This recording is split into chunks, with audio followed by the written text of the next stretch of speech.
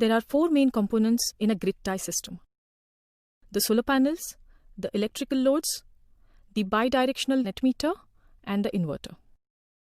In this house, the distribution panel and the inverter are mounted together on the wall.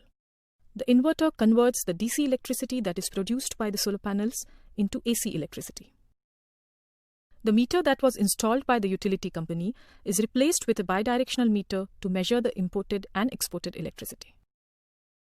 Let's take a look at the flow of electricity throughout the day to see how the import and export of electricity works. It's early morning, and as soon as the sun rays hit the solar panels, the photovoltaic cells start producing electricity. The first energy bar shows how much solar energy is being produced.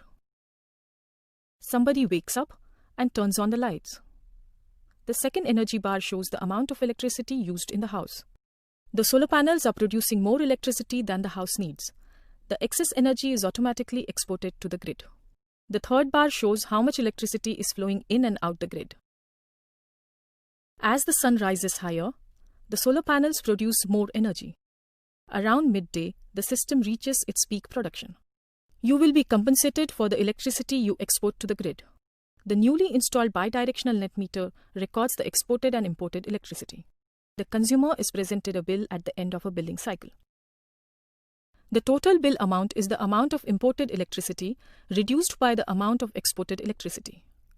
The result is shown in the net total display. When the system is exporting electricity, the meter is running backwards. The meter will not go below zero. When the system exports more than it imports, you get a credit. In a net metering system, you will not get paid for your credit. The amount is carried over to the next billing cycle or written off. It is a hot day, so the air conditioner is switched on. A large amount of energy is now consumed by the house.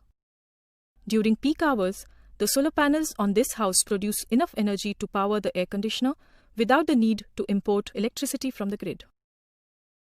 But when dark clouds appear in the sky, the solar panels don't produce enough energy to meet the needs of the house. Then, the utility grid compensates for this shortfall. The solar panels and the grid are now jointly feeding the house. The same scenario happens in the mornings or the evenings. Whenever the solar panels don't produce enough energy, the utility grid will supply the deficit energy. During the night, the solar panels don't produce electricity. All electricity is imported from the grid. You can always rely on the grid to supply extra electricity when needed, except during a power failure. When the utility grid fails, grid tie systems will not operate, not even on solar power.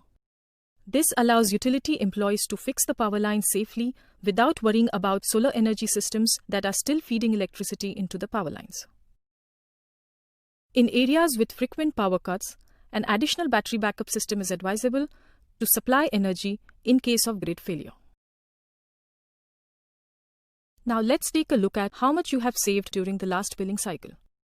The solar panels produce 250 kilowatt-hour units of energy, of which 200 was consumed and 50 was exported. You have a saving of 250 kilowatt-hour units in the electricity bill. Every unit of energy produced by the solar panels, consumed or exported, will result in a lower electricity bill.